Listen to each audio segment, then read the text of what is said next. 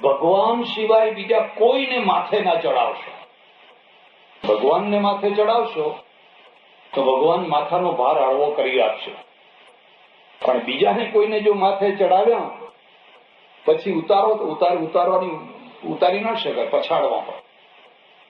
એટલે ભાગવત છે એ ભાગવતની અંદર પ્રેમ નારાયણની ચર્ચા કરવી. અને એટલે એની શરૂઆતમાં લખ્યું સત્યમ પરમ ધીમહિ. તમે જોજો પહેલા શ્લોકમાં જે વંદના કરી છે એમાં લખ્યું છે કે એ જે પરમ સત્ય છે એનું અમે ધ્યાન કરીએ છીએ. પણ એ સત્યને અમારે હવે પ્રેમના વાઘા પહેરાવા છે, પ્રેમના ડગલા પહેરાવા છે. ઉપનિષદમાં જઈને જુઓ તો આ જ્ઞાન નારાયણ છે. જ્ઞાન જ્ઞાન જ્ઞાન, મગજનો વિષય, મસ્તિષ્કનો વિષય. એને હાથ નથી, એને પગ નથી, એને આંખ નથી, એને કાન નથી, આવતો નથી, જતો નથી. એના બધા વર્ણન વર્ણન વર્ણન વર્ણન વર્ણન વર્ણન, કારણ કે બધું જ્ઞાન નારાયણ.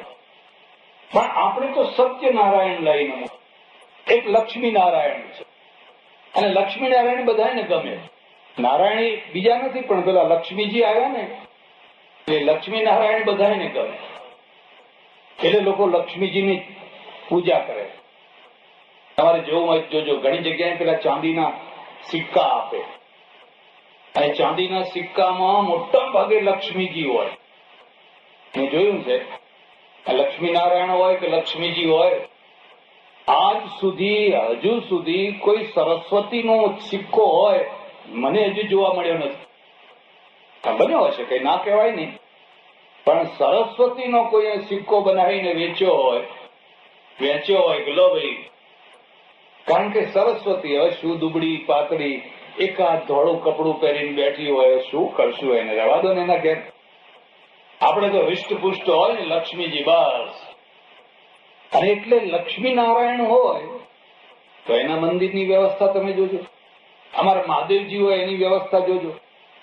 મહાદેવનું મંદિર હોય, સવારે પૂજારી ઉઘાડે, ટોકરો ખકડાવે, હળ કરે અને એક લોટો જળ ચડાવે, મહાદેવજી નવડાવી નાખે, થોડીક ભસ્મ લગાવે, એકાદ બે બીલીના પોદડા ચડાવે, બસ પતિ.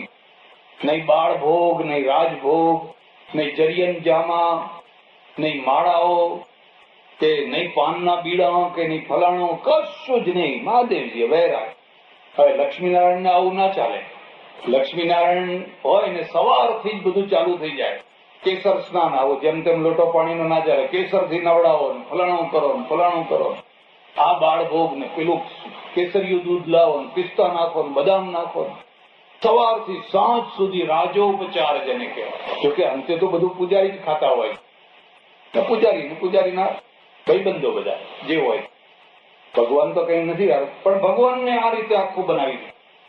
એક સત્યનારાયણ છે. અને સત્યનારાયણ સૌથી કસોટીનો દેવ છે. કેમ કસોટીનો દેવ છે? કારણ કે સત્ય એ જ કસોટી છે. સત્યથી વધારે બીજી કોઈ કસોટી નથી. આટલા બધા માણસોમાંથી કોઈને એમ પૂછવામાં આવે કે જિંદગીમાં તમે કદી અસત્ય બોલ્યા છો, તો તમારી વાત જવા દો, હું પોતે પણ હાથ ઊંચો ન કરી શકું. તમે તો સંસારી માણસ છો, પણ હું પોતે પણ એવું ના કહી શકું કે હું કદી અસત્ય બોલ્યો નથી, એવી પ્રતિજ્ઞા હું પણ ના કરી શકું. કારણ કે આટલો મોટો કઠોર ધર્મ છે, બહુ કઠોર ધર્મ છે. સજ્જનો, એને જરા થોડીક વાત સમજવાની છે, અઘરી છે, પણ જો તમે સમજશો તો તમે સત્યનારાયણને વધારે સારી રીતે દર્શન કરતા થઈ શકે. આપણા ત્યાં સત્યની 3 કક્ષાઓ છે, યાદ રાખજો. એક પદાર્થ સત્ય છે, એક વાક સત્ય છે, અને એક વ્યવહાર સત્ય. આ ભેદને સમજ. એક પદાર્થ સત્ય છે. માનો કે આ ઘડિયાળ છે, આ પદાર્થ છે. પદાર્થ તરીકે સત્ય છે કે અસત્ય છે? એટલે આપણે એને શું કહીએ છીએ કે પદાર્થ, એના મૂળ જે પરમાણુ છે, એના મૂળ જે કારણ દ્રવ્યો છે એ તરીકે સત્ય છે. અને બાળી નાખો, વાટી નાખો, ગમે તો ગમે તે કરો, પણ એના જે મૂળ તત્વો છે એ રહેવાના જ. પદાર્થ અસત્ય શું છે? રજ્જુમાં જે સર્પ છે, ઝાંઝવાના જળ છે. તમને રણમાં જળ જળ જળ દેખાય છે, પણ એ જે જળ દેખાય છે એ પદાર્થ અસત્ય, પદાર્થ જ નથી. પેલું સરોવરનું જળ અસત્ય નથી, સરોવરનું જળ સત્ય છે, પદાર્થ સત્ય છે. પણ જે મૃગજળ છે, ઝાંઝવાના જે જળ છે, એ ઝાંઝવાના જળ તો પદાર્થ તરીકે પણ અસત્ય. દોડી દોડી દોડી દોડીને તમે એને પાણી પીવા જાઓ એટલે તો લખ્યું ને મૃગ છે ને, મૃગ એને પાણી પીવા માટે તરફ દોડે છે અને પછી પગ ઘસી ઘસીને મરી જાય છે. એને આપણે મૃગજળ કહીએ. બસ બિલકુલ આ જ દશા આપણી પર. જ્યાં સુખ નથી પણ સુખનો જળ દેખાય છે, સુખના ઢગલા દેખાય, ત્યાં જીવ દોડે છે. અને જેમ દોડે છે એમ જળ આગળ જતું જાય છે અને પછી પગ ઘસી ઘસી ઘસી ઘસીને જીભ કાઢીને મરી જાય. આ માણસ જળના પાછળ ના દોડ્યો, મૃગજળની પાછળ દોડ્યો. જળની પાછળ દોડવું એ કોઈ પાપ નથી. જેને તરસ લાગી હોય અને જળની પાછળ દોડે તો દોડે, બરાબર છે. પણ મૃગજળની પાછળ દોડવું એ પાપ છે. અરે ત્યાં કશું નથી, ત્યાં કઈ જ નથી. આપણે એને ઝાંઝવાના જળ કહીએ છીએ, મૃગજળ કહીએ છીએ, સ્વપ્નના પદાર્થો કહીએ છીએ, રજ્જુમાં સર્પ કહીએ છીએ. એટલે યાદ રાખજો, એક પદાર્થ સત્ય છે. પદાર્થ સત્ય તરીકે આ પદાર્થ સત્ય ખરો, પણ એના મૂળ રૂપમાં, આના આ વર્તમાન રૂપમાં નહીં. આ રૂપ કાયમ રહેવાનું નથી. 2 વર્ષ, 5 વર્ષ, 10 વર્ષ, કેટલો ચાલીને કેટલો ચાલશે? પછી આનું નામ નિશાન નહીં હોય. આ ફૂલ છે, કોઈ બગીચામાં ખીલેલા ફૂલ છે, કેટલા સુંદર છે, એની માળા બનાવી એમાંથી સુગંધ આવે છે. પણ 2 દિવસ, 3 દિવસ, 4 દિવસ પછી જોજો માટીમાં માટી, માટી સિવાય કઈ નહીં. ક્યાં ગયા એ ફૂલ? આ માણસો એ ફૂલ છે. આવડા આવડા નાના નાના બાળકો હતા, એટલા રૂપાળા હતા, એટલા સરસ હતા, એટલા વાલા લાગતા હતા. પછી ખબર નહીં ક્યાંય માટીમાં માટી થઈ ગયા. સ્મશાનમાં જજો, કોઈ મરી જાય ત્યારે નહીં, ત્યારે તો જવાનું છે. પણ કોઈ ના મર્યું હોય ને ત્યારે જઈને જોજો ને સ્મશાનની રાખને ઊંચી નીચી કરજો અને એમાં ખોળજો કે આ બધા ક્યાં ગયા. આ ગામના કેટલા લોકો અહીંયા કોઈ દેખાતા નથી. એક એક વેંત જમીન માટે જે ધારીઓ લઈને ફરતા હતા, જે સુપ્રીમ કોર્ટ સુધી લડવા તૈયાર થયા, જે મોટી મોટી મૂછો વાળા હતા અને પડકારા ફેંકતા હતા, ક્યાં ગયા બધા? કોઈ દેખાતા નથી. કારણ કે પદાર્થ ક્ષણભંગુર છે, નાશવાન. પરપોટો છે પાણીનો, નથી એમ નહીં, પણ ક્યારે ફૂટી જાય એની કોઈ ગેરંટી આપી શકાય? પણ એક એવું સત્ય છે, એવો પદાર્થ છે, એવી એક વસ્તુ છે જે અબજો અબજો અબજો વર્ષો પછી પણ એને કોઈ આંચ નથી આવતી. કાલાતીત છે, મહાકાલ. અને એવું જે કાલાતીત તત્વ, એક જ તત્વ છે, એનું નામ સત્ય નારાયણ છે. એ નારાયણને આપણે સત્ય કહીએ. આ માળાઓ નહીં હોય, આ માંડવો નહીં હોય, આ સૂર્ય નહીં હોય, ચંદ્ર નહીં હોય, નક્ષત્રો નહીં હોય, પૃથ્વી નહીં હોય, બ્રહ્માંડોના બ્રહ્માંડો નહીં હોય, ત્યારે પણ એ હશે. ત્યારે પણ જે, અને એના એ જ રૂપમાં, એના કોઈ પરિવર્તન નહીં, એના એ જ રૂપમાં એની સત્તા હંમેશા રહેશે. એટલે આપણે એમનું નામ પાડ્યું સત્યનારાયણ. બાકીના બધા પરિવર્તનશીલ. પરિવર્તનશીલ એ અપરિવર્તિત. આ એક અર્થ. પદાર્થ સત્ય. પદાર્થ એટલે તમે ધ્યાનથી જોજો, એમની જોડે લક્ષ્મી નથી. લક્ષ્મીનારાયણની જોડે લક્ષ્મી છે, પણ સત્યનારાયણની જોડે લક્ષ્મીજી નથી. એ એક જ નારાયણ. પણ એ બતાવવા માંગે છે કે નારાયણ પરમ સત્ય. આ બધા વ્યવહારિક સત્ય છે. આજે છે ને કાલે નથી. હું આજે છું, કાલે નથી. તમે આજે છો, કાલે નથી. આ ગામ, આ મંડપ, આ બંગલા, આ તમારી ગાડીઓ, આ વૈભવ આજે છે ને કાલે નથી. એટલે એક તો પરમ સત્ય જે કોઈ ન હોય ત્યારે હતો, અત્યારે છે ને આવનારા પ્રલય કાળમાં પણ રહેશે, ત્રણેય કાળમાં જે એના એ રૂપમાં રહેશે, એનું નામ છે સત્યનારાયણ. ગાંધીજીએ આખી જિંદગી જે પરમાત્માની ઉપાસના કરી, એટલે કહેતા હતા સત્ય એ જ ભગવાન છે. શંકરાચાર્ય કહ્યું ભગવાન એ જ સત્ય છે, બ્રહ્મ એવ સત્યમ. પેલા કહ્યું કે નહીં, સત્ય એ જ ભગવાન છે, જે હોય આ પરમ સત્ય. અને બીજું મેં તમને કહ્યું એક વાક સત્ય છે. જયારે આપણે કોઈને પૂછીએ તમે બોલો છો એ સાચું બોલો છો, સત્ય બોલો છો કે અસત્ય બોલો છો, ત્યારે એ પદાર્થ સત્ય નથી, એ વાક સત્ય છે. અને વાણીથી સત્ય બોલવું એ ધર્મ છે, એ ધર્મ છે. હવે એમાં પાછા અપવાદ આવે. એટલે આખી જિંદગી સુધી યુધિષ્ઠિર સાચું બોલ્યા, જુગાર રમ્યા એની ના નહીં, પણ અસત્ય ના બોલ્યા.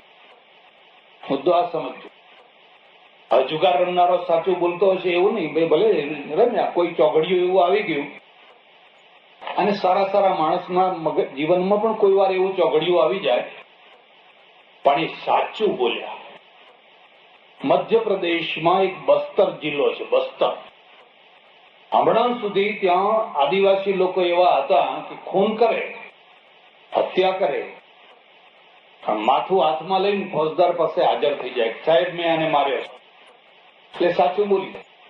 બહુ અભણ પ્રજા હતી, બહુ પછાત પ્રજા હતી. પછી આપણા બધા વકીલો ગયા, ભણેલા લોકો ગયા, અને ભણેલા લોકોએ આ આદિવાસી લોકોને શીખવાડવા માંડ્યું, તું એમ બોલ કે સાહેબ હું જાણતો જ નથી, મેં કઈ કર્યું જ નથી. ના સાહેબ એવું ના બોલાય કે મેં માર્યો. હવે જરા વિચાર કરો, આને કોને પછાત કેવો, આને પછાત કેવો, પેલાને પછાત. હવે ધીરે ધીરે ધીરે આપણા જેવા હોશિયાર થવા માંડ્યા છે. પાપ કરે પણ કહી દે મારાથી આ થઈ ગયું, મેં આ થઈ ગયું, ભૂલ થઈ. પશ્ચિમમાં ઘણી વાર જવાનું થાય, એટલે ઘણી વાર હું કોઈ ગોરા માણસો હોય એને કહું તું દારૂ છોડી દે, આટલો બધો દારૂ પીવે છે, દારૂ. એટલે કે સોરી સ્વામીઓ, કે સોરી મહારાજ, એ નહીં છૂટે મહારાજ. અને આપણા ભાઈઓ હોય ને તરત જ પ્રતિજ્ઞા લે, લ મહારાજ કે આ પાણી મૂક્યું, એટલે લોકો તાળી વગાડે, બધા ખુશ થઈ જાય. બીજા દાડે ચાલુ કરી દે પાછા. ખાનગીમાં 8-10 દિવસ ચાલે, વળી પાછું છતું થાય. શું કરું કે મારે નતો પીવો, પણ આ પેલા ભાઈબંધોએ આવું કર્યું, અને પેલો ચોખ્ખું ના કરે, મારાથી એ નહીં. એક વાક સત્ય, વાક સત્ય છે, વાણીનું સત્ય છે. ધર્મરાજ આખી જિંદગી સુધી ભલે બીજું ગમે તે એમણે કહ્યું, પણ અસત્ય ના બોલ્યા. હા, એક વાર અડધું અસત્ય બોલ્યા. ખબર છે, જયારે પાંડવોની સેનાનો કચ્ચર ઘાણ નીકળતો હતો, અને યુદ્ધ નેતા કૃષ્ણ છે, કૃષ્ણે જોયું કે આ ભીષ્મ, આ દ્રોણ, આજ તો પાંડવોની સેનાનો કચ્ચર ઘાણ કાઢી નાખશે.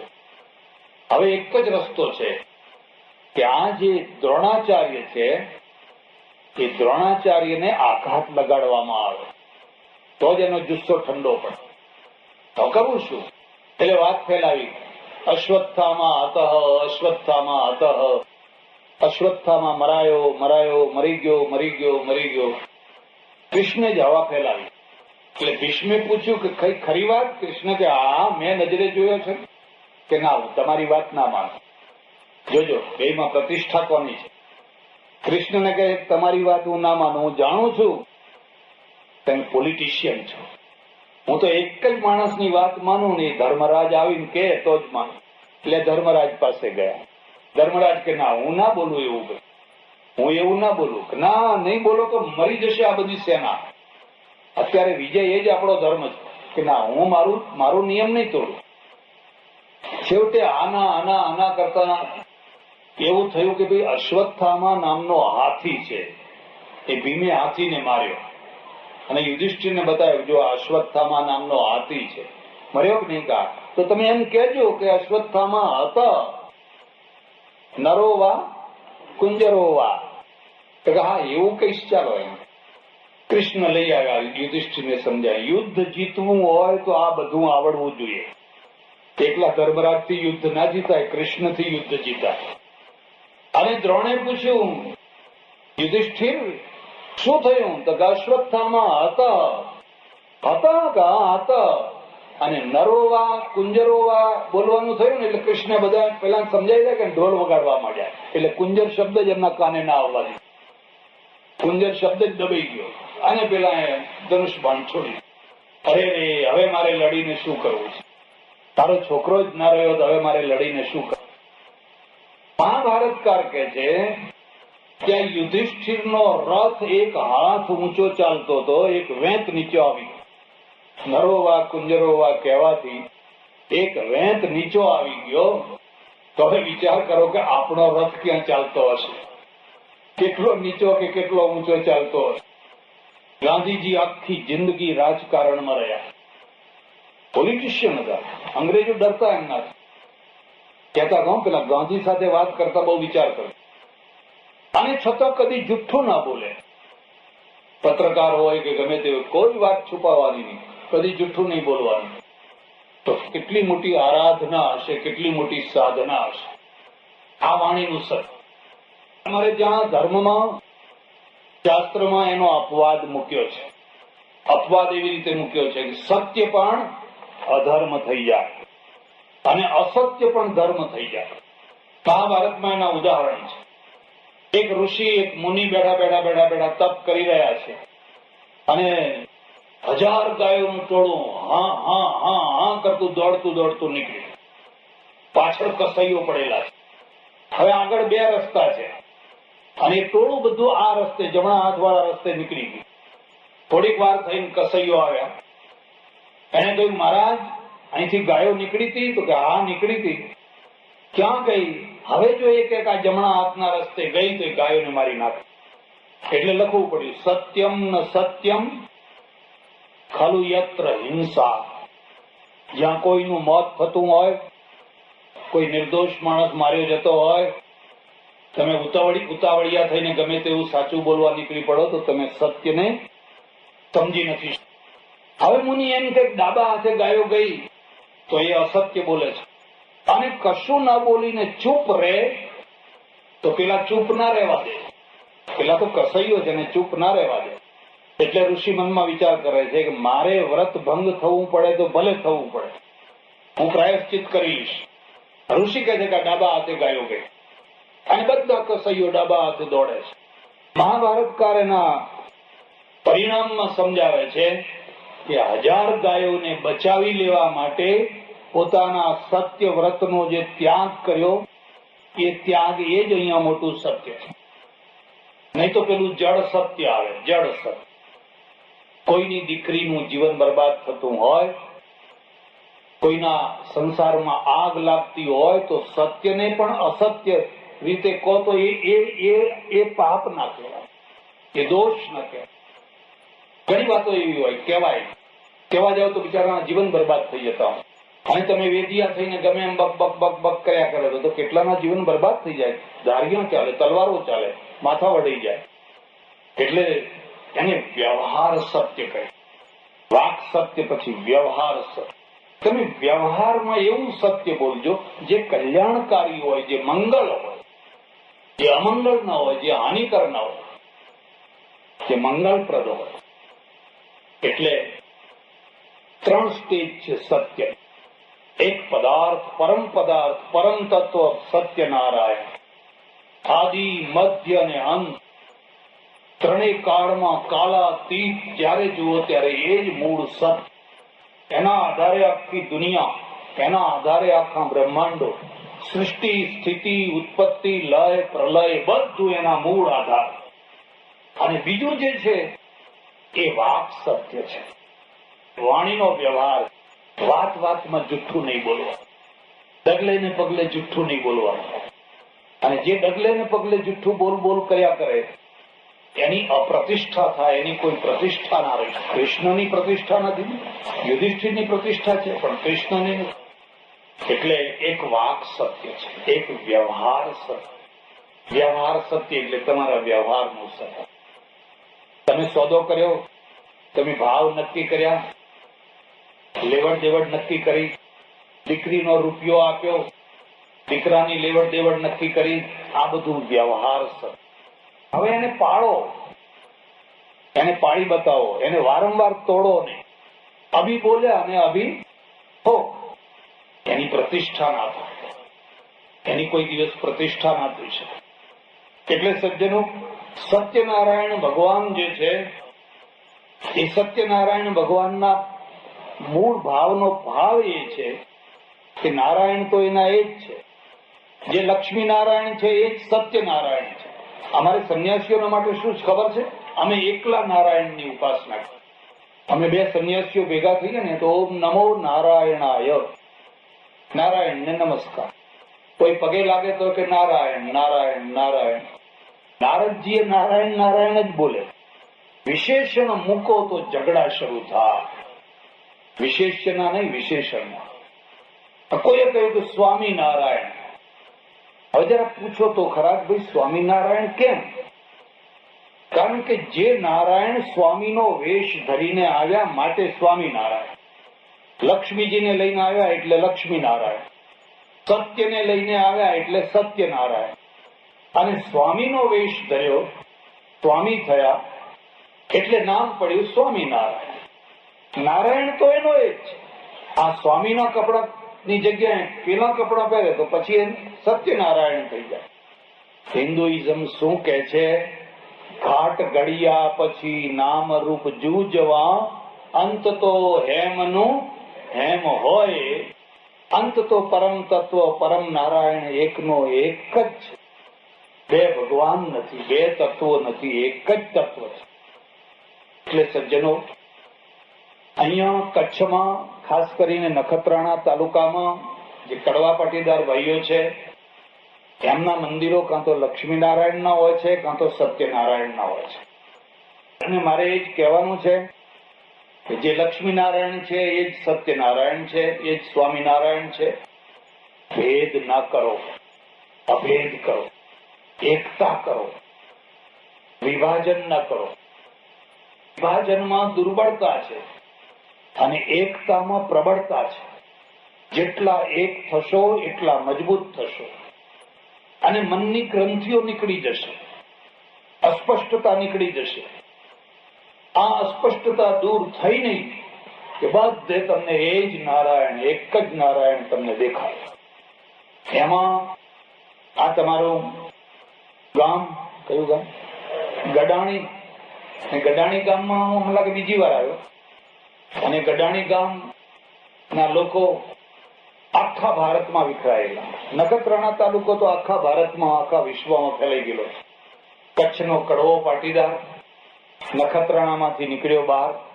એને ઘણા દુઃખો ભોગવ્યા, ઘણા કષ્ટો ભોગવ્યા, ઘણો પરસેવો પાડ્યો, ઘણી મહેનત કરી. એની દાનત ચોખ્ખી, એની દાનત ખરાબ નહીં. પણ આખી દુનિયામાં એ ફર્યો અને જ્યાં ગયો ત્યાં એને પોતાનો પગ જમાયો. કાળી મજૂરી, પેલા કરવતીની કાળી મજૂરી. અને કાળી મજૂરીમાંથી આજે તમે એવી કક્ષાએ પહોંચ્યા કે તમારા બંગલા થયા, ગાડીઓ થઈ, એસ્ટેટ થયા, તમે ઉદ્યોગપતિઓ થયા. હવે બીજી ત્રીજી પેઢી ભણી ગણીને કુશળ થઈને આગળ આવી. હું જે વારંવાર આવું છું ને મને જે ગમે છે એ બે ત્રણ વાતો ગમે છે. એક તો આટલો પૈસો આવ્યા પછી પણ તમે છલકાઈ નથી ગયા. નહીં તો પૈસો આવ્યા પછી માણસ છલકાવા લાગે, છીછરો થવા લાગે, ઉછાંછડો થવા લાગે, તોછડો થવા લાગે, ગમે તેનો અપમાન કરે, ગમે તેનો તિરસ્કાર કરે. પણ હું જોઉં છું કે જુવાન વર્ગ હોય કે વૃદ્ધ વર્ગ હોય, બધા હળીમળીને એકબીજાનું માન રાખીને, પ્રેમ રાખીને આ જયંતિ ઉજવતા હોય કે બીજો ઉત્સવ ઉજવતા હોય. વૃદ્ધોનું પણ એટલું માન, યુવાનોનું પણ એટલું માન, બહેનોનું પણ એટલું માન, આ બહેનોની પણ એટલી જ મર્યાદા. આખા ભારતમાંથી ભેગા થાય પોતાના વતનમાં વતન વતન વતન વતન, ગડાણી જવું છે, ગડાણી જવું છે, ગડાણી જવું છે. એ મકાનને ભલે 12 મહિના તાળું મારેલું હોય, પણ 5-10 દિવસ માટે તાળું ખુલી જાય. 5-10 દિવસ માટે લોકો એમાં રહેતા થાય. રસોઈ બને, બધા જમે, આખું ગામ જમે, જમાડે, મારા તરફથી, મારા તરફથી, મારા તરફ.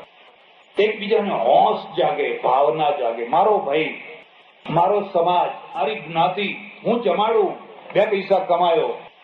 એટલે આ તમારો જે સદગુણ છે એ સદગુણ મને ખેંચી લાવે છે. એક વાત. બીજી વાત, આજે આખી દુનિયા જેની પાસે પણ 2 પૈસો થયો છે તરત જ વ્યસનમાં ડૂબી જાય. તમે એનાથી બચેલા છો. હશે, થોડુંક હશે, એકદમ નહીં હોય એવું નથી કહેતો, પણ તે છતાં બાકીની દુનિયા કરતા તમે ઘણું બચ્યા છો. અને ઘણું બચ્યા છો એટલે તમે સારા થયા છો. આભાર, ધન્યવાદ, હરિઓમ.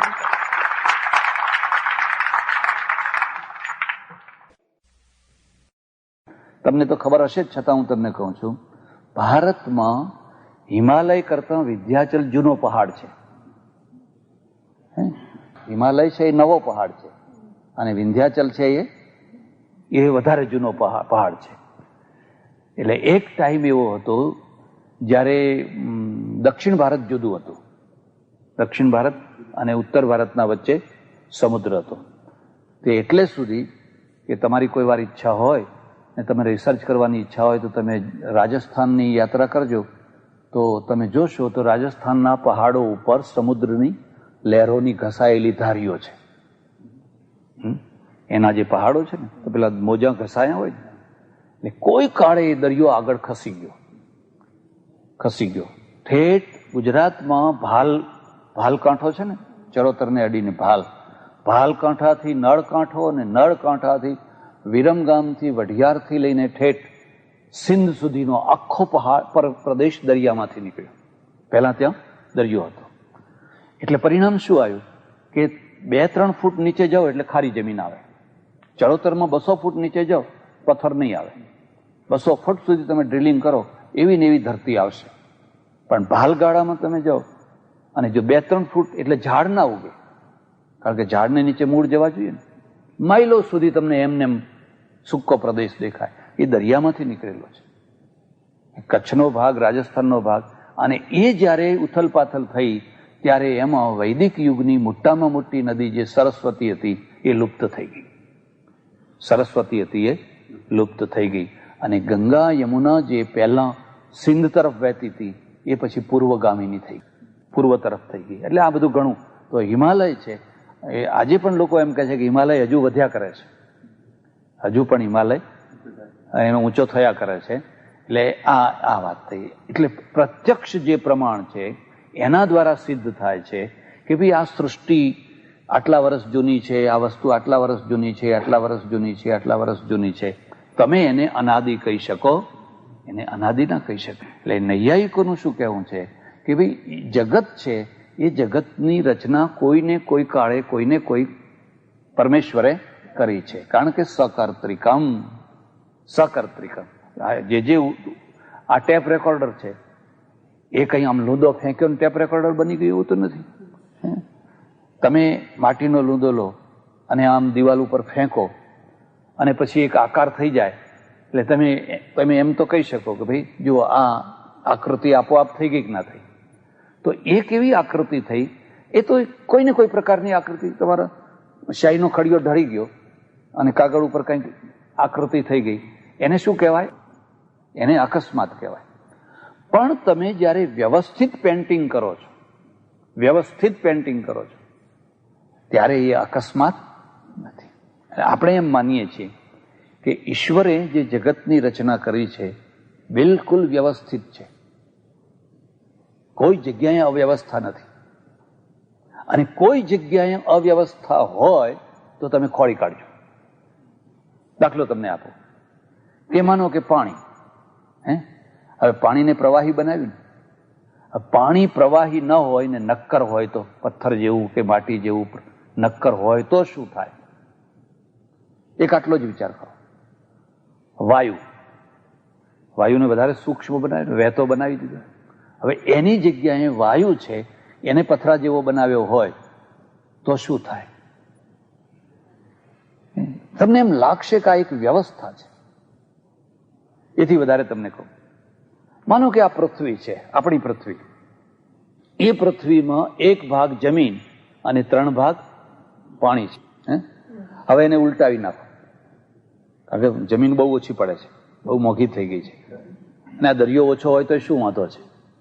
આટલા બધા દરિયાને શું કરવો છે? હવે એને ઉલટાવી નાખો, 3 ભાગ પૃથ્વી અને 1 ભાગ પાણી, તો શું પરિણામ આવે? કલ્પના કરી શકો છો? તો પરિણામ એ આવે કે આ 3 ભાગનું પાણી હોવા છતાં જે વાદળા બંધાય છે એ આ 1 ભાગની પૃથ્વીને બરાબર પહોંચી વળતા. તો હવે 3 ભાગ જો પૃથ્વી થઈ જાય અને 1 ભાગ દરિયો થઈ જાય તો એમાંથી જે વાદળા બંધાય તો આ લોકોને પીવાનું પાણી એ ના મળે. વનસ્પતિ તો ના રહે, પણ પીવાનું પણ પૂરતું પાણી મળે. એટલે આ 3 ભાગ ને 1 ભાગનું જે છે એ કોઈએ બેલેન્સ બનાવેલી, એક વ્યવસ્થા બનાવેલી છે. જરા થોડી વધારે વાત કરો. માનો કે તમે જો પૃથ્વીનો આકાર જુઓ ને તો ગોળ છે, પણ બિલકુલ ગોળ નથી. જેને દડાનો ચારે તરફથી ગોળ સરખો એવો નથી, પણ થોડો લંબગોળ જેવો છે, અને એ એક તરફ થોડી ઝૂકેલી છે. જે સૂર્યના ચારે તરફે ફરે છે, એક તરફ સહેજ નમેલી છે. તમે એક દડો છે ને એને આમ રડાવો અને બિલકુલ ગોળ હશે તો એ સીધો રડી જશે, પણ એક જગ્યાએ જો એ વધારે હશે ને એક જગ્યાએ ઓછો હશે તો આમ ફરી જશે, કારણ કે પેલો નાનો ભાગ જેટલું ફરે એના કરતા પેલો મોટો ભાગ વધારે ફરે છે. હવે જો પૃથ્વીને આ રીતે બિલકુલ ગોળ બનાવી દીધી હોત તો શું થાત? તમે કલ્પના કરી શકો છો? તો ઋતુઓ ના થાત, તો શિયાળો ઉનાળો ઋતુઓ ના થાત. કેમ ના થાત? કારણ કે બિલકુલ ગોળ છે અને પેલી નમેલી છે, એટલે એ આમ ગોળ ફર્યા કરે છે. એટલે તમને એમ લાગે કે આ એક પ્લાન છે. અને હવે જયારે આમ ફર્યા કરે છે એટલે ઋતુઓ થવાનું મૂળ કારણ શું છે? કે કોઈ ટાઈમે સૂર્યની નજીક જતી રહે છે અને કોઈ ટાઈમે સૂર્યથી દૂર જાય છે. અને સૂર્યથી જયારે દૂર જાય છે ત્યારે શિયાળો થઈ જાય છે, અને સૂર્યથી નજીક આવે છે ત્યારે ઉનાળો આવે છે. તમને એમ લાગે કે આ બધું પોઈન્ટસર ગોઠવેલું છે, વગર પોઈન્ટે ગોઠવેલું. થોડી વધારે વાત કરો. હવે માનો કે સૂર્ય છે એ 9 કરોડ માઇલ દૂર છે, એને આપણે 50 કરોડ નીચે, અરે 50 લાખ નીચે લઈ આવો, 8.5 કરોડ ઉપર ગોઠવી દો. હવે સૂર્યને જો તમે 8.5 કરોડ માઇલ ઉપર ગોઠવો, એનું પરિણામ શું આવે? હા, એ તો બધા મરી જાય, ગરમ ગરમ ગરમ લાય થઈ જાય, કોઈ જીવિત ના રહી શકે. તો 9 ની જગ્યાએ 9.5 કરોડ મૂકી દો તો બધું બરફ થઈ જાય, બધું બરફ થઈ જાય, પાણી બાણી બધું જામી જાય. એટલે શું થયું કે એને જ્યાં 9 કરોડના પોઈન્ટ ઉપર જ્યાં ગોઠવ્યો છે ત્યાં કોઈએ પોઈન્ટ વ્યવસ્થિત રીતે ગોઠવેલો છે. હવે આવું ચંદ્રનું, ચંદ્ર 2.5 લાખ માઇલ દૂર છે, 2.5 લાખ માઇલ દૂર છે. આપણા ત્યાં એવી માન્યતા છે કે ચંદ્રમાં મનસો જાત, ચંદ્રમાં પૃથ્વીનો દીકરો છે, અને પૃથ્વીનો દીકરો છે એટલે એ ચંદ્રમાનો લોચો જે બહાર નીકળ્યો એના સમુદ્ર બને, એના જે ખાડા પડ્યા એમાંથી આ સમુદ્ર થયા. પણ હવે માનો કે 2.5 લાખ માઇલ દૂર ચંદ્ર છે, એને તમે 50,000 નજીક લઈ આવો, શું થશે? કલ્પના કરી શકો છો? સમુદ્રમાં એટલા મોજા ઉછળશે, ગુરુત્વાકર્ષણના કારણે એટલા મોજા ઉછળશે કે પાણી બધે ફેલાવી દેશે. તો એને 50,000 માઇલ દૂર કરી દો, 2.5 લાખની જગ્યાએ 3 લાખ દૂર કરી દો, તો શું પરિણામ આવશે? તો ઓટ થઈ જશે, ભરતી ઓટની આખી વ્યવસ્થા ખતમ થઈ જશે. તમે જેટલો વિચાર કરશો એટલો તમને એમ લાગશે કે ઓહો હો હો હો, કંઈ ગોઠવણી કરી છે, કંઈ ગોઠવણી કરી છે, કંઈ ગોઠવણી કરી છે. એટલે પેલો નૈયાયિક શું કહે છે? અરે ભાઈ, આ જગત કોઈ અકસ્માત નથી, ગમે ત્યાં ગમે તેમ લોચા ફેંકાઈ ગયા એવું નથી, પણ આ જગત છે એ કોઈની ને કોઈની રચના છે, અને વ્યવસ્થિત રચના છે. હજુ મને એક બીજી વાત યાદ આવી. બીજી વાત શું યાદ આવી? એ પણ સમજવા જેવી છે. આપણે કેમ જીવીએ છીએ? આપણે જીવીએ છીએ ઓક્સિજનથી, બરાબર? મેં પેલી બાયપાસ સર્જરી લખી, એમાં બધી થોડીક વાતો લખેલી છે. તો હવે ઓક્સિજન છે અત્યારે તો આપણને બધા ઘણા વાયુ આપણને મળ્યા, પહેલા આટલા બધા વાયુની ખબર નથી, અને જેમ જેમ વધુ વાયુ મળતા જાય છે એમ એમ આપણે એનો ઉપયોગ પણ સમજતા જઈએ. તો સામાન્ય રીતે જ્યાં શુદ્ધ વાયુ હોય, જેને આપણે શુદ્ધ વાયુ કહીએ, પોલ્યુશન ના હોય, ત્યાં શું માત્રા હોય છે? તો 100% વાયુમાં 80% નાઇટ્રોજન, 80% નાઇટ્રોજન, 19% ઓક્સિજન અને 1% કાર્બન ડાયોક્સાઇડ. હવે આ 1%ની જગ્યાએ 1.5% થાય કે 2% થાય તો પોલ્યુશન. ભારતમાં અત્યારે જે વાયુનું બેલેન્સ છે, પ્રમાણ છે, એ ઓક્સિજનનું પ્રમાણ છે 18-18. 18 એટલે 0.5% માત્ર કાર્બન ડાયોક્સાઇડ 0.5% વધે એટલે પોલ્યુશન થઈ ગયું. પરમેશ્વરે શું વ્યવસ્થા કરી જરા સમજવા જઈએ. નાઇટ્રોજન કેમ મૂક્યો? તો આ નાઇટ્રોજન તો કશા કામનો નથી, તો નાઇફનો કે જેવો છે. એ તો આપણે લઈએ ને કાઢીએ એટલે એનો કોઈ ઉપયોગ જ નથી. પણ એ એમ માને છે, એમ છે કે આ ઓક્સિજન એકલો લઈ શકાય, એને કોઈના માધ્યમથી લેવો પડે. આયુર્વેદનું જે રસાયણ હોય ને, એક સોયના નાકા ઉપર લેવાનું હોય, પણ એમને સીધું જીભ ઉપર ના મુકાય. આ હોમિયોપેથિક ગોળી તો તમે સીધી મૂકી શકો, પણ આયુર્વેદની જે આટલી નાની સરખી માત્રા હોય, એ કાં તો મધમાં લેવી પડે, કાં તો ઘીમાં લેવી પડે, કાં તો કોઈ બીજી કેળામાં કંઈ ને કંઈ લે. એ એનું શું થયું? માધ્યમ થયું. એક એમને સીધી તમે એને લઈ શકો નહીં. એટલે નાઇટ્રોજન 80% મૂક્યું. હવે આ બાકીના જે 20% છે એમાં બેલેન્સ રાખવા માટે એક તો પહેલી વ્યવસ્થા એ કરી કે ઓક્સિજનને ભારે બનાવ્યો અને કાર્બન ડાયોક્સાઇડને હલકો બનાવ્યો. હવે બેયને જો ઇક્વલ બનાવ્યા હોત તો, માનો કે બેયના વજન સરખા બનાવ્યા હોત તો આપણે જે રાત્રે કે દિવસે કે જ્યાં બહાર કાઢીએ છીએ, ઝેરી વાયુ બહાર કાઢીએ, એ અહીં નહીં રહ્યો હોત તો માણસો જીવી ન શક્યા હોત. પણ આપણે જે કાર્બન ડાયોક્સાઇડ બહાર કાઢીએ એ હલકો હોવાના કારણે ઊંચો જાય ને ઊંચો જઈને, એટલે વેન્ટિલેશન રાખવાનું. ઉપર જે વેન્ટિલેશન રાખવાનું કારણ એટલા માટે કે કાર્બન ડાયોક્સાઇડ બહાર નીકળી જાય, અને ઓક્સિજન ભારે છે એટલે આપણને સતત મળતો રહે. અચ્છા, હવે બહાર તો નીકળી ગયો, પણ બહાર નીકળીને આ સ્ટોક ચાલશે કેટલા દિવસ? તમારી પાસે ગમે એટલો મોટો સ્ટોક હોય, પણ અંતે તો એક દિવસ ખૂટવાનો ને. પણ પરમેશ્વરે એની વ્યવસ્થા કરી દીધી. આ વૃક્ષો છે, એ વૃક્ષોના માટે આપણો જે ઝેરી વાયુ છે એના માટે ખોરાક છે, એટલે એ કાર્બન ડાયોક્સાઇડ ઉપર જીવે છે. એટલે તમે રિસર્ચ કરજો, જ્યાં ફેક્ટરીઓ હોય, જ્યાં બહુ કાર્બન ડાયોક્સાઇડની, ત્યાં ઝાડ બહુ સારા થાય, ત્યાં વૃક્ષો બહુ સરસ થાય. કારણ કે જે બધો કાર્બન ડાયોક્સાઇડ નીકળે છે એ એનું જીવન છે, અને એ શું કાઢે છે? ઓક્સિજન કાઢે છે. કોઈએ વ્યવસ્થા કરી છે. જો આ વ્યવસ્થા ના કરી હોત તો આપણે જીવીને કેટલા ટાઈમ જીવવાના હતા? કેટલા ટાઈમ? કોઈએ એવી વ્યવસ્થા કરી છે કે તમારું ઝેર બીજાનું અમૃત છે, અને બીજાનું ઝેર એ તમારા માટે અમૃત છે. એટલે તમે જેટલું ઊંડાણથી વિચાર કરો, તમને એમ લાગે કે ઓ મારા ભગવાન, તે કંઈ વ્યવસ્થા કરી છે, કંઈ વ્યવસ્થા કરી છે, કંઈ વ્યવસ્થા કરી છે. આવી જ તમારી શરીરની રચના છે. આખા શરીરની રચના પણ એ જ પ્રકારની ગજબની છે.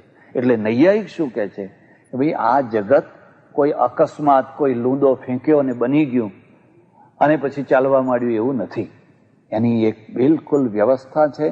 નાનામાં નાના સેલની પણ વ્યવસ્થા છે, અને એટલા માટે એ વ્યવસ્થા કરનાર જે છે એનું નામ છે પરમેશ્વર. એક નૈયાયિકો શું માને છે કે કર્મના ફળની વ્યવસ્થા પણ પરમેશ્વર કરે છે. જૈનો, બૌદ્ધો કર્મવાદી છે, પણ ઈશ્વરવાદી નથી. ઈશ્વર નથી એવું કહેવું તો બહુ સરળ છે, ને આજકાલ તો એક પ્રકારનો શોખ નીકળ્યો છે. લોકો જાણે પોતે ફોરવર્ડ હોય ને, કંઈક આગળ વધી ગયેલા હોય ને એવી રીતે વાતો કરે. હું એમ માનું છું કે ઈશ્વર છે એમાં જો અંધશ્રદ્ધા હોય તો ઈશ્વર નથી એવું કહેવામાં તો 10 ગણી વધારે અંધશ્રદ્ધા છે. તમારી પાસે કોઈ જવાબ જ નથી. કેવી રીતે થયું આ બધું? આ મારી કામને એમ થઈ ગયું? એક નાનામાં નાની વસ્તુનો પણ કોઈ કર્તા છે, અને પ્લાન છે, અને આખું વિશ્વ પ્લાનબદ્ધ છે. એટલે એક લાઈન એવી છે કે જેમાં એમ કહેવામાં આવે આ બધું ઈશ્વરની ઈચ્છાથી થાય છે. ઈશ્વર ધારે એને અંબાણી બનાવી દે, ધારે એને બિરલા બનાવે, ધારે એને ટાટા બનાવી દે, ધારે એને ભિખારી બનાવી દે. એ જેને જેમ કોઈને કાલિદાસ બનાવી દે, કોઈને શેક્સપિયર બનાવી દે, એની મરજી. એમ હજુ એક લાઈન બાકી છે, અને એ દિશા એમ છે કે માણસ જે બને છે એ એની આનુવંશિકતાથી બને છે, જીનેટિક ગુણોથી બને છે. ઘણા વર્ષો સુધી લોકોને ખબર નથી, અને છેલ્લા 100-200 વર્ષોથી જે પ્રયોગશાળાઓ થઈ, અને એ પ્રયોગશાળાઓમાં જે બધા પરિમાણો નીકળ્યા બહાર, એ નકામા નથી ગયા, એ વ્યર્થ નથી ગયા. એમણે આપણી કેટલીય માન્યતાઓને બદલી છે, કેટલાય વિચારોને બદલ્યા છે, અને એ સત્ય તરફ લઈ જાય છે. એનું એમ કેવું છે કે એક જીન છે, આપણે એને આનુવંશિકતા કહીએ છીએ, અને જીનની અંદર એક સામાન્ય ઉદાહરણ, સોયની અણી ઉપર કોઈ એક ઝીણામાં ઝીણી વસ્તુ મૂકી હોય, એના અબજમાં ભાગનો ટુકડો એ જીન, 1 અબજમાં ભાગનો. એટલે તમે આંખથી તો એને જોઈ શકો, પણ એની અંદર આખો વડ બેઠેલો છે, આખું વડ એમાં બેઠો છે, આખો માણસ એમાં બેઠેલો છે. અને જો આ વાત સાચી હોય તો જેને બેસાડ્યો છે એ કેવો હશે? જેને બેસાડ્યો હશે આટલા નાના સરખા જીનની અંદર અબજમાં ભાગના, એમાં આખો વડ બેસાડી દીધો છે, એ બેસાડનારો કેવો હશે? એટલે અમારે ત્યાં પેલા લોક કવિઓ છે ને, એ લોક કવિઓ ઘણી વાર લોક ભાષામાં ઉપનિષદની ગહનના વાતોને મૂકી દે. દુલાભાયા કાગ, તમે નામ સાંભળ્યું હશે. કીડીના આંતરડા વાલા કયા ટાંકણે ઘડિયા. કીડી તો જો કે બહુ મોટી વસ્તુ થઈ ગઈ, હવે તો બેક્ટેરિયા ને એ બધું જુઓ તો એના આંતરડા તે કયા ટાંકણેથી ઘડ્યા હશે. અને એક જગ્યાએ એને લખ્યું, હરી તારી અકળ ગતિ આગિયાના પેટમાં બતી. હરી તારી અકળ ગતિ, તારી ગતિને કોઈ પાર પામે. પેલો આગિયો છે ને, આગિયાના પેટમાં બત્તી. એમ એના પેટમાં બત્તી મૂકી દીધી ને, આમ જમ જમ અજવાળું થયા કરે. નહીં ડટો નહીં દોરડું. ડટો એટલે સમજ્યા, પેલો પ્લગ, ને દોરડું એટલે વાયર. હવે નથી ડટો કે નથી દોરડું, અને છતાંય આખી રાત એ બત્તીમાંથી જમ જમ જમ જમ થાય છે. શું મૂક્યું છે કે આ અજવાળું થયા કરે છે? એટલે એક દિશા એવી છે જેને એમ કહેવાય છે કે માણસ જે કંઈ છે એ એના જીનથી છે, આનુવંશિકતાથી છે. અને આનુવંશિકતાની વાત જો આપણા સંદર્ભમાં તમે જોવા માંગો તો એટલે આપણે કન્યા જોવા નથી જતા, કન્યાનું કુળ જોવા જઈએ છીએ. હવે લોકો કન્યા જોવે છે, પહેલા કુળ જોવાતું હતું. હવે જો કે ઘણા લોકો કન્યાય નથી જોતા, મૂર્તિઓ નથી જોતા, કુંડળી જોવે છે. કુંડળી જુએ છે. ફરી પાછી અંધશ્રદ્ધાનું એક વાવાઝોડું આવી રહ્યું છે. હમણાં આ સરકાર આખી કુંભ મેળાના પાછળ પડી છે. પાવન ગંગા ને પાવન તીર્થ ને પાવન ફલાણું ને પાવન ફલાણું. આખું તમે જુઓ ટીવી ઉપર તો 24 કલાક એનું એ જ બધું. મને લાગે છે કે એટલા માટે લોકો ઓવર ધાર્મિક થઈ જાય અને ખરા પ્રશ્નો ભૂલી જાય.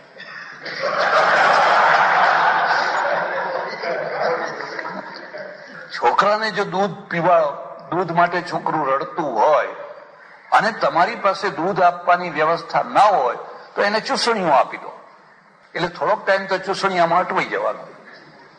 આવું ના કરવું જોઈએ. અને જ્યાં સુધી અલ્પતાનો સ્વીકાર કરી શકો, અજ્ઞાનનો સ્વીકાર કરી શકો, ત્યાં સુધી જ વિકાસ હોય. પછી વિકાસ અટકી જાય. પછી ગુરુ પીરિયડ આવ્યો, અને ગુરુ એટલે પૂર્ણ. હમણાં જેમ એક પ્રાર્થનામાં શ્લોક બોલવામાં આવ્યો, ગુરુર બ્રહ્મા ગુરુર વિષ્ણુ ગુરુર દેવો મહેશ્વર ગુરુ સાક્ષાત પરમ બ્રહ્મ તસ્મૈ શ્રી ગુરવે નમઃ. યાદ રાખજો, આ ભાવનાત્મક શ્લોક છે, સિદ્ધાંતાત્મક નથી. આપણે ત્યાં 2 પ્રકારના વાક્યો હોય છે, ભાવનાત્મક અને સિદ્ધાંતાત્મક. ભાવનાત્મક જે વાક્યો છે એ ભાવાતી રેકમાં માણસ બોલતો હોય છે. અને બરાબર છે. જયારે તમે એમ કહો કે હિમાલય છે એ તો ભગવાનની સૌથી મોટામાં મોટી કૃતિ છે, બરાબર છે. સૂર્ય નારાયણ છે, બરાબર છે. એ ભાવનાત્મક વાક્ય છે. પણ જો આ ભાવનાત્મક વાક્યને જ તમે સિદ્ધાંત વાક્ય માની લો તો સૂર્યનું વૈજ્ઞાનિક રૂપ નહીં સમજી શકો. તો સૂર્યની અંદર જે તત્વો છે, એની જે સીમા છે, એની જે કૃતિ છે, એ બધું તમે નહીં જાણી શકો. એ બધું વિજ્ઞાનથી જણાશે. અને એ સિદ્ધાંત છે. એટલે સિદ્ધાંત વાક્ય અલગ હોય, ભાવનાત્મક વાક્ય અલગ હોય. ભાવનાત્મક વાક્યની જીવનમાં જરૂર છે, એની ના નહીં, પણ સિદ્ધાંત વાક્યની પણ એટલી જ જરૂર હોય છે. ગુરુ બ્રહ્મા ખરા, ગુરુ વિષ્ણુ પણ ખરા, એ તમારા વ્યક્તિગત જીવનના છે. જેને તમે ગુરુ કહો છો એને આ સૃષ્ટિની રચના નથી કરી, એટલે એ બ્રહ્મા નથી. એને આ સૃષ્ટિનું પાલન નથી કરતો, એટલે વિષ્ણુ પણ નથી. એ આ સૃષ્ટિનો સંહાર પણ નથી કરતો, કારણ કે એનો પોતાનો જ સંહાર થઈ જાય છે. એ પોતે જ ઉંમર થતા મરી જાય છે. એટલે મહેશ પણ નથી. સિદ્ધાંત વાક્ય નથી, આ ભાવનાત્મક વાક્ય છે. અને જો આને તમે સિદ્ધાંત વાક્ય માની લો, મનાવી લીધું લોકોએ. ભારતમાં ઋષિ યુગ પૂરો થતાની સાથે જે ગુરુ યુગ આવ્યો, ત્યાં ઈશ્વરની જગ્યાએ ગુરુ બેસી ગયો.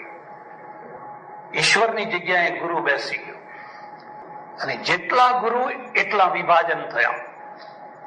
પ્રત્યેક ગુરુ એક ગ્રુપ લઈને બેઠે. ગ્રુપ વિનાનો ગુરુ હોય જ નહીં. પ્રત્યેક ગુરુ એક નાનું મોટું ગ્રુપ લઈને બેસે છે. અને આ ગ્રુપ છે એક પ્રકારનું ટોળું બનાવે છે. હિન્દુ પ્રજાની મોટામાં મોટી કમજોરી અહીંથી શરૂ થાય છે.